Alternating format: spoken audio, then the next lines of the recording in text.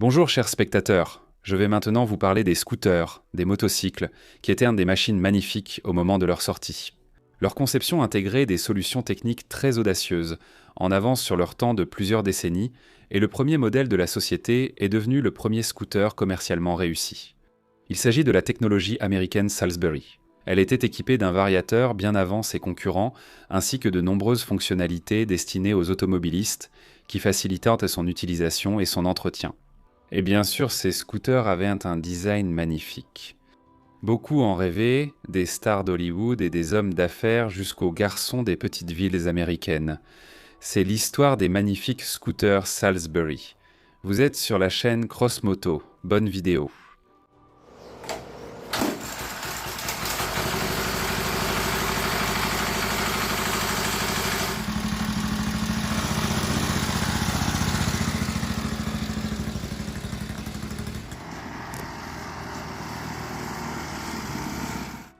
L'action de cette histoire remarquable se déroule pendant une période fascinante de l'histoire américaine, la fin de la Grande Dépression, la Seconde Guerre mondiale et le boom d'après-guerre.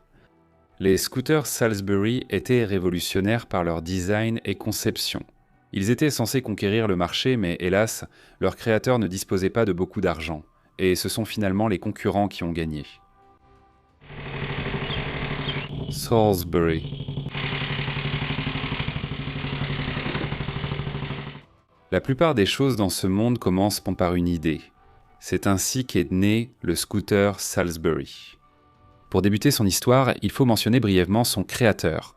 Leslie Foster Salisbury est né en 1907 dans la ville d'Elgin, province du Manitoba, au Canada.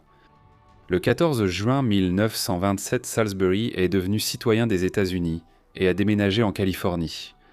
Pendant la Grande Dépression, Foster eut l'idée de créer quelque chose de moins cher.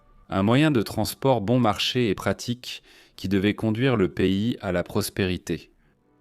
L'idée de créer précisément un scooter est venue à Salisbury en 1935 lorsque Foster a vu Amelia Mary Earhart se déplacer entre les hangars de l'aérodrome sur un scooter motoped de 1916. Amelia était une aviatrice américaine célèbre et la première femme à avoir traversé l'Atlantique en avion. Et en 1935, Salisbury fonde une entreprise qui sera initialement appelée Motorglide. En 1936, Leslie Foster Salisbury, en collaboration avec Austin Elmore, conçoivent le premier scooter de l'entreprise. Foster a offert son premier Motorglide produit au célèbre aviateur Roscoe Turner, qu'il a présenté dans son exposition au Salon national des avions et des bateaux à Los Angeles en février 1936. Ce fut un véritable succès. Le scooter a beaucoup plu au public et Roscoe est devenu le visage de l'entreprise. Le Motorglide pesait 29 kg, était équipé d'un moteur 2 temps, Evinrude de 5/8 chevaux de roue de 5 pouces et de pneus, General Jumbo Junior de taille 3,5/12. La suspension était rigide et le frein n'était présent que sur la roue arrière. Le scooter pouvait atteindre une vitesse de 45 km/h. L'appareil démarrait en le poussant. La puissance du moteur était transmise à la roue par un galet de friction. Le galet fonctionnait bien par temps sec, mais sous la pluie, il patinait souvent.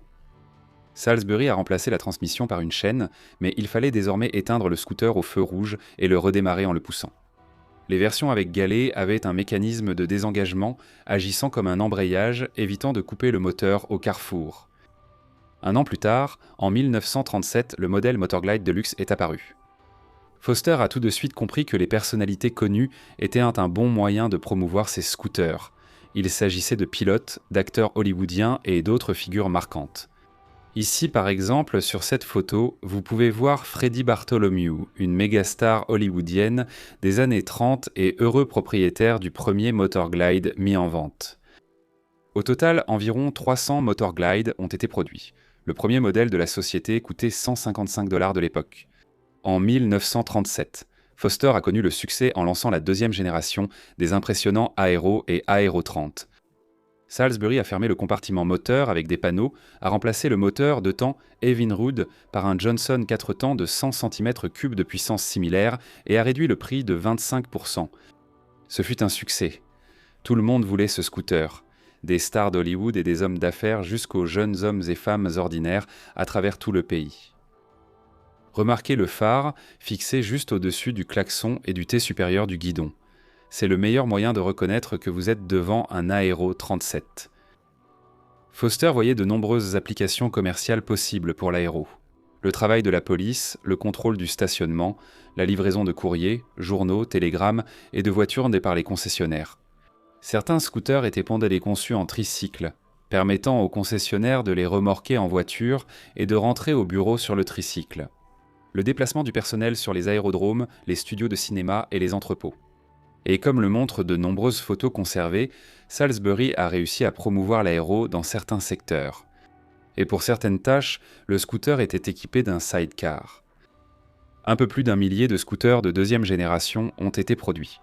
Foster aurait probablement pu en vendre encore plus, mais sa petite production ne pouvait pas supporter un tel volume de fabrication. La troisième génération de scooters, représentée par les modèles 40, 50 et 60, est devenue un véritable miracle technologique. Salisbury et son équipe, malgré le succès des modèles aéro, ne se sont pas reposés sur leurs lauriers et ont travaillé pour rendre le scooter encore plus confortable et pratique. Foster et son équipe ont inventé l'embrayage automatique et la transmission automatique à variation continue, appelée variateur.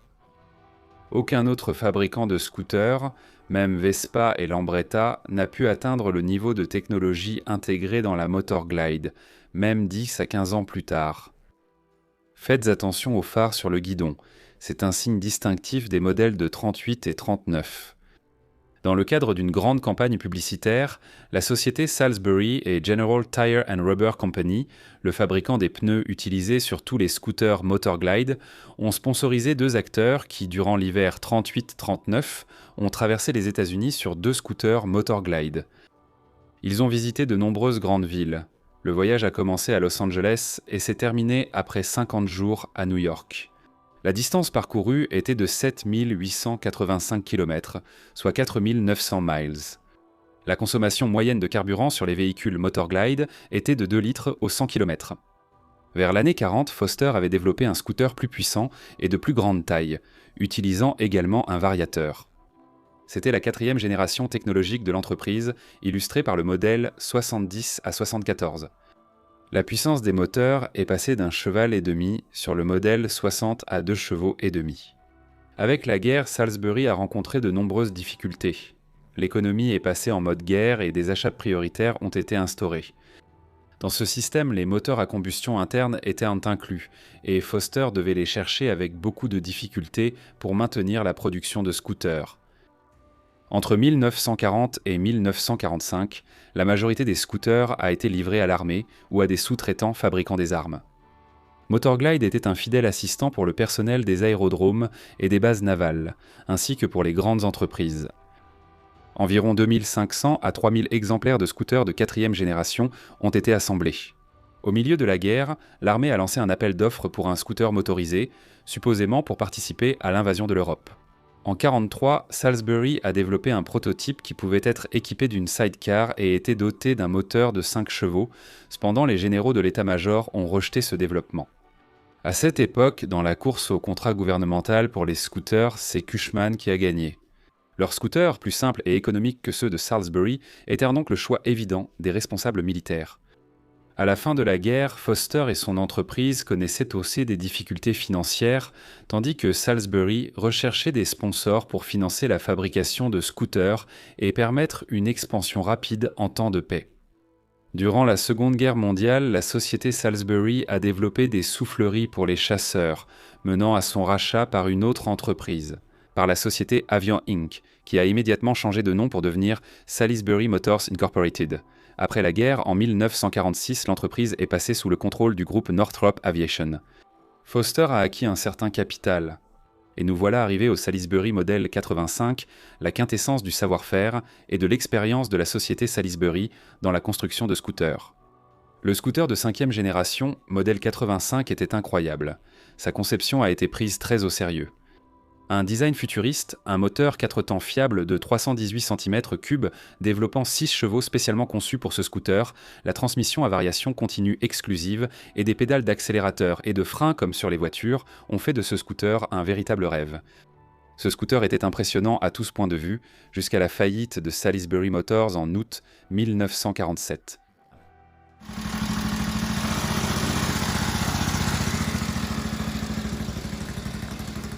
À cette époque, les scooters italiens proposaient des moteurs 2 temps, des boîtes de vitesse mécaniques encombrantes, des leviers d'embrayage, de changement de vitesse et de freins peu pratiques pour les femmes, ainsi qu'un manque de volume utile pour le coffre. Le Salisbury 85, et je n'ai pas peur de faire cette comparaison, était la Rolls-Royce des scooters, mais cela ne veut pas dire qu'il n'avait pas de défauts. Le modèle 85 utilisait encore un kickstarter et le frein, comme sur le tout premier modèle de la société, n'était présent que sur la roue arrière. Le 85 était présenté avant tout aux automobilistes comme un moyen de transport mobile et léger, doté d'une transmission automatique et d'une conduite qui ne nécessitait pas l'acquisition de compétences supplémentaires. Monte sur le Salisbury, appuie pratiquement sur les mêmes pédales que dans une voiture et roule sans aucun souci. Grâce à sa forme longue, basse et profilée, le modèle 85 avait un aspect futuriste, presque comme un personnage sorti d'un film de science-fiction. Cependant, l'excellent scooter a perdu. Le principal concurrent de Salisbury, Cushman, qui avait bien gagné sa vie grâce au contrat militaire pendant la guerre, a immédiatement fait irruption sur le marché des scooters civils en 1945, proposant activement ses produits aux jeunes et pas seulement. Salisbury a passé environ 1 an à concevoir un moteur, bien que Foster ait admis plus tard qu'une autre entreprise disposait d'un bon moteur qu'ils auraient pu simplement acheter et installer sur le scooter. En plus, l'entreprise bâtissait une nouvelle usine. Salisbury Motors n'a commencé la production effective de moteurs et de scooters qu'à la mi-1946, 1 an après la fin de la guerre, et bien plus tard que Cushman, qui avait déjà commencé à vendre des scooters à tous ceux qui le souhaitaient.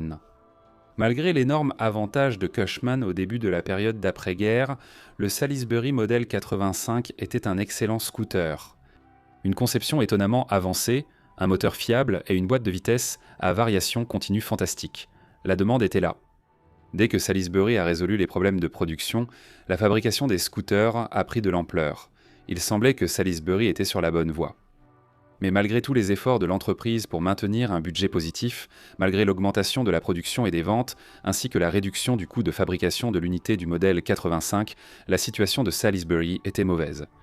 Elle continuait à lutter sans succès contre les coûts élevés et la pénurie de matériaux et de composants. Cela a conduit à des pertes importantes et, le 20 août 1947, l'entreprise a déclaré faillite. Après cet événement, la société Wayne Manufacturing, qui avait racheté les machines déjà produites après la faillite, a continué à vendre au public un certain nombre de modèles 85. Les fans et les amateurs de la technologie Salisbury, sur leur site web, d'où j'ai d'ailleurs tiré la majeure partie des informations pour ce sujet, ont calculé que pour le modèle 85, l'entreprise avait eu le temps de produire 6500 exemplaires en 2 versions, standard et de luxe. De plus, la majeure partie a été produite au cours de l'année 47 incomplète. Je laisserai le lien vers ce site dans la description de la vidéo, au cas où certains voudraient étudier l'histoire de Salisbury encore plus en détail. Au début des années 50, la plupart des Américains avaient une voiture, faisant chuter la demande de scooters. Les Cushman ont tenu plus longtemps, leur production de scooters n'a été arrêtée qu'en 1965. Voilà les amis, l'histoire des scooters Salisbury. Des scooters qui, dans certaines solutions, ont devancé l'industrie de 15 à 20 ans, mais qui, malgré leur qualité et la modernité de leur conception, n'ont pas pu rester longtemps sur le marché à cause des difficultés financières de l'entreprise. Les scooters Salisbury incarnent une page méconnue, mais remarquable de l'histoire de la moto aux États-Unis. Et j'espère avoir réussi à mettre cette histoire en lumière. C'est ici que mon récit touche à sa fin. Soutenir mon travail n'est pas difficile. Mettez un like si la vidéo vous a plu, laissez un commentaire, peut-être connaissez-vous une machine intéressante dont j'ai parlé, et partagez aussi cette histoire avec de bons amis qui s'intéressent au sujet des motos et des scooters. C'était la chaîne Crossmoto, à bientôt.